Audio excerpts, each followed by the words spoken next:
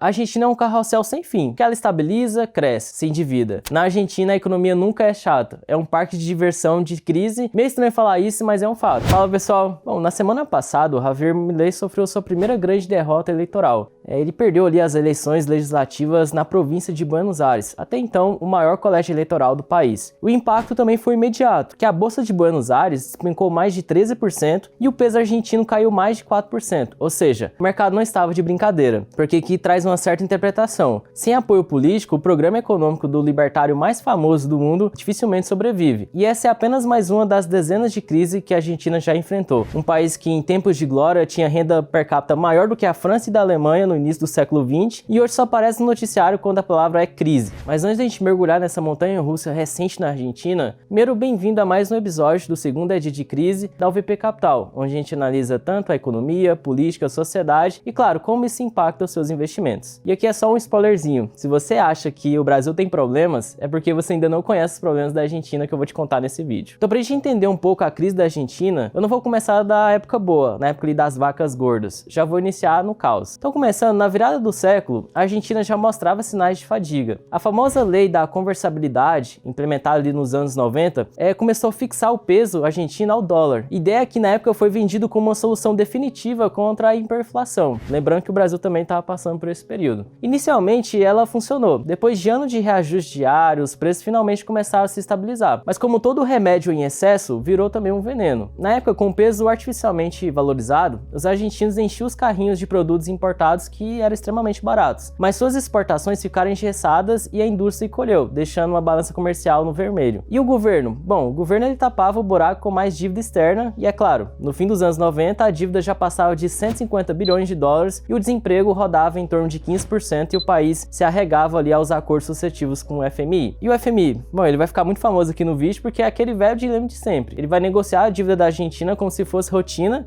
como se fosse aquele cliente que só vive no cheque especial e depois reclama que não dá para fechar a conta. E aqui vale fazer um paralelo com o Brasil. Já chegamos a ter períodos em que o dólar praticamente se igualava ao real, mas isso custava muito caro para o país. E sejamos sinceros, ninguém está defendendo protecionismo ou fechamento de mercado, mas é inegável. Quando a moeda está supervalorizada, o setor industrial local perde competitividade. E é o mesmo efeito que aconteceu na Argentina. Fábricas fechando, empregos sumindo e importados dominando as prateleiras. Bom, mas o estopim mesmo veio em dezembro de 2001, quando o ministro Domingo Cavallo anunciou o corralito. Ele simplesmente de uma hora para outra limitou até 250 pesos por semana para saques bancários. E na época ele deu um anti-collar. E para ser mais ousado, quem tinha depósito em dólar só podia receber em peso argentino. Então pensa o seguinte, o Estado vai lá, acaba com o poder de compra da moeda, porque a inflação na Argentina já era extremamente alta naquela conjuntura, e ainda quer pagar as pessoas com peso argentino. Era como se eu visse do banco. Bom, obrigado aí pelo seu dólar, mas aqui toma uma nota de banco imobiliário que não serve para nada. E por conta disso, os protestos começaram. Na época teve panelaço, quebra-quebra, pelo menos 30 mortes também nessa época. E como se não bastasse, no dia 20, De La Rua foge de helicóptero e em apenas 11 dias, 5 presidentes se revezam no poder. Até que o interino Adolfo Rodrigues Sá anuncia um calote de 93 bilhões de dólares, o maior da história até então. E acredite, ninguém se espantou. E com toda essa bagunça no país, o PIB despencou quase 11% em 2002, a pobreza atingiu 57% da população e a classe média, que viu suas poupanças congeladas e destruídas, nunca mais confiou plenamente nos bancos. Desde então, guardar dólares debaixo do colchão virou uma cultura nacional. E olha que não é pouca coisa. Estimativas do INDEP, que se fosse ali o IBGE, aponta que os argentinos mantêm cerca de 246 bilhões de dólares fora do sistema bancário, o que é 7 vezes mais do que o Banco Central tem em reservas internacionais. E foi nesse cenário que Néstor Kirchner assumiu a presidência em 2003. E a sorte logo bateu a porta, porque assim como no Brasil, o boom das commodities puxado pela demanda chinesa elevou os preços de soja, milho, trigo e carne. E entre 2003 e 2007, o PIB cresceu incríveis 8,5% ao ano. E o desemprego, claro, caiu, saindo de 20% para 8% e a pobreza reduziu quase pela metade. E na época, Kirchner renegociou a dívida, cortando em até 70%, um ato que soa como uma soberania para alguns argentinos médios, mas um pesadelo para os investidores estrangeiros. E o FMI, claro, virou vilão oficial da narrativa kirchnerista. E o engraçado é que o FMI ele empresta dinheiro, cobra e não recebe e ainda sai como errado da história. Parece até você quando empresta dinheiro para algum parente. Poxa, o FMI sempre tá ajudando a Argentina e entra nesse dilema também. E com o caixa mais folgado, o governo congelou tarifas e expandiu subsídios e programas sociais. Para um argentino comum, parecia um renascimento, mas havia um detalhe importante, tudo dependia da China. E em 2007, Néstor passou sua faixa de presidente para sua esposa a Cristina Fernandes, também Cristina Kirchner, que fica mais famoso, consolidando o kirchnerismo na força política. Nos primeiros anos, a Cristina surfou uma onda bem interessante. Só para você ter uma ideia, em 2010 o PIB cresceu 9% e Buenos Aires fervia, restaurantes lotados, consumo em alta e muitos acreditavam que os fantasmas de 2001 haviam sido enterrados. Porém, a partir de 2011 a maré virou, porque as commodities perderam a força, a inflação já em 25% disparou e o governo começou a manipular os dados do INDEC, que é o estilo IBGE que a gente tem aqui no Brasil. Mas no supermercado ninguém era enganado, porque os preços também estavam subindo muito acima da média. Outra coisa que é importante é que as reservas internacionais também caíram muito e logo surgiu o cepo cambial. E aqui eu quero fazer uma breve explicação do que foi esse momento do cepo cambial, que foi uma ideia de controles rígidos para tentar frear a fuga de dólar. Só que na prática virou mais um teatro do que política, visto que os argentinos já tinham mais dólares debaixo do colchão do que o próprio Banco Central, como eu tinha falado anteriormente. E o famoso dólar blue, que é o dólar paralelo, ele simplesmente reinava nessa conjuntura, sempre valendo mais do que o dólar oficial. E como todos esses problemas internos, em 2014 a recessão voltou com força no país, porque na época o PIB caiu cerca de 2,5%, a inflação ficou acima de 40% e a pobreza, claro, começou a crescer. Só que no meio desse caos, a Cristina dobrou a aposta de vez organizar as coisas para melhorar o ambiente econômico. Ela foi além, ela começou a estatizar fundos de previdência privado, absorvendo mais de 30 bilhões de dólares e nacionalizou a YPF, a maior empresa de energia do país até então controlada pela espanhola Repsol. Medidas que na visão do peronismo eram vendidos como soberania, mas que na prática afastaram os investidores e isolavam ainda mais o país. E o resultado não poderia ser diferente. Em 2023, a Argentina foi condenada a pagar 16 bilhões de dólares a investidores que foram prejudicados por conta da expropriação da YPF. E a corrupção, claro, nunca ficou para trás. Em 2016, o ex-secretário José Lopes foi visto jogando malas com 9 milhões de dólares em um convento. Um retrato perfeito de que um sistema que pregava justiça social, mas que na prática fazia movimentos ali de enriquecimento político. E ao final do segundo mandato de Cristina, os dados macroeconômicos eram bem ruins. Por exemplo, a inflação era acima de 30%, tinha vários déficits fiscal crescentes e sem reservas cambiais, o dólar paralelo começava a disparar. Então tinha uma distorção entre dólar oficial com dólar blue. Ou seja, a Argentina de novo estava vivendo um caos. E como a política é um pêndulo, ou seja, tudo é muito cíclico, chega então Maurício Macri, eleito em 2015. Ele era empresário, ex-presidente do Boca Juniors e ele prometia modernização. E aqui é uma breve piada que os argentinos utilizam, porque só dele não ser peronista e ter chances reais de concluir o mandato já parecia uma revolução, mas a herança era meio difícil de arrumar. E aqui alguns dados também para você perceber o tanto que era complicado, porque o déficit na época era de 5,2% do PIB, a inflação de 27% e a pobreza chegando a 29% da população. Ou seja, Macri, olhando aquilo tudo, apostou em uma política totalmente diferente. Entre elas estava o câmbio flutuante, corte de subsídio e atração também para novos investimentos. No começo funcionou muito bem, porque o PIB subiu 2,7% em 2017 e os investidores também voltaram a acreditar muito no país, tanto que muitos títulos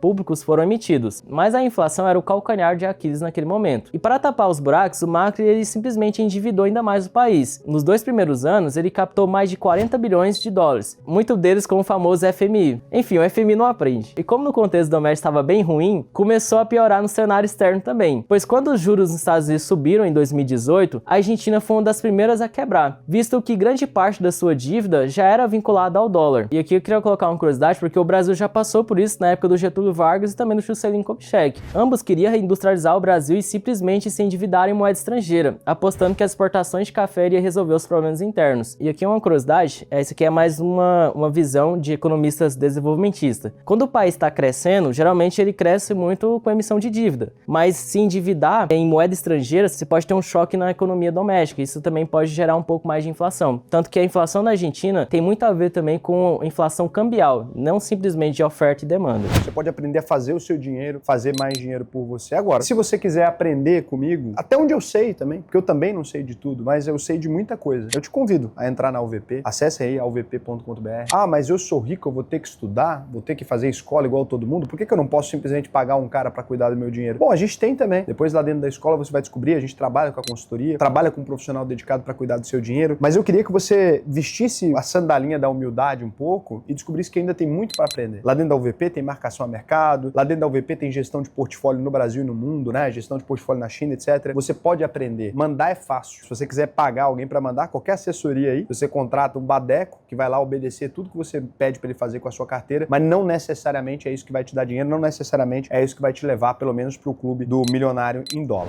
E voltando novamente na parte da Argentina, na época o peso despencou 50% em meses e a inflação subiu para 47,6% e Macri correu para o FMI novamente. O resultado, o maior empréstimo da história do fundo, 57 bilhões de dólares. Politicamente, um desastre. Para os argentinos, era como reabrir a ferida de 2001. E em 2019, o PIB caiu 2,1%, a inflação ficou acima de 53% e a pobreza chegando a 35% da população. E claro, Macri perdeu as eleições daquele ano. De promessa de mudança, na verdade virou uma frustração política. E para solucionar os problemas, os argentinos apostaram em quem? Mudanças? Mais ou menos. Colocaram os mesmos que criaram os problemas, mas não era a Cristina e nem o Nestor. Era o Alberto Fernandes, mas com a Cristina de vice. Então, teve alguma diferença, né? E a verdade é que o poder real continuava orbitando ao redor dela. Na economia era um desastre, o déficit já estava a 4% do PIB, inflação em 50% e as reservas cambiais em queda. E para piorar, a pandemia veio com quarentenas rígidas, e o PIB obviamente teve um reflexo negativo porque despencou 9,9% e a pobreza subiu para incríveis 42% da população. Incríveis assim, do ponto de vista negativo. E a resposta do governo foi típica, já conhecida há muitos anos, porque teve congelamento, subsídio, emissão monetária, que é a parte do M2, e claro que isso daria errado, porque a inflação disparou a 50% em 2021 e para 140% em 2023, ou seja, metade do país mal conseguia comprar comida, e o Banco Central queimava reservas, que naquela época já estavam quase que negativas. E foi nesse caos todo que surgiu então Javier Geraldo Milei, economista excêntrico, fã de rock, conhecido pelos cachorros clonados. E na época ele criticava a casta política, chamava o Banco Central de máquina de roubo e prometia dolarizar a economia argentina, fechar o Banco Central e cortar ministérios. Nas eleições de 2023, ele venceu com 56% dos votos, tornando-se o primeiro presidente libertário do mundo. Ao assumir, ele implementou um choque econômico, porque houve desvalorização do peso oficial em 50%, teve cortes de subsídios, redução de ministério e também suspensão de obras e demissão de mais de 50 mil servidores públicos. O impacto foi forte. Por conta disso, a inflação anualizada chegou a absurdos 270% em março de 2024 e a pobreza em 52% da população, além dos empregos subindo. O governo na época ele insistia que era a famosa dor da quimioterapia. E de fato, alguns resultados apareceram, porque a inflação mensal caiu para 2,4%, houve superávites fiscais, o risco do país também despencou e os investidores começaram a acreditar novamente na Argentina. Mas na vida real continuava dura, porque enquanto milionários argentinos aproveitavam essa bonança na economia, 84% dos argentinos cortava do básico. E esse é o paradoxo do Milei, a gente tem que ser sincero, porque números oficiais até então são bons, então a inflação caindo, superávit, investidores confiando de novo no país, mas na ponta a pobreza continua de arrepiar, o desemprego sobe e a insatisfação social cobra seu preço. E como ficou claro nas legislativas de Buenos Aires, onde o governo levou uma rasteira. E se a gente for pensar, a Argentina é um carrossel sem fim, porque ela estabiliza, cresce, se endivida, quebra, troca de presidente e o povo paga o preço, sempre. E a única certeza, na Argentina a economia nunca é chata, é um parque de diversão de crise, meio estranho falar isso, mas é um fato. E aí eu te convido para deixar nos comentários, você acha que o Milei vai conseguir mudar a história da Argentina ou é só mais um episódio na novela de promessas, calotes e ilusões?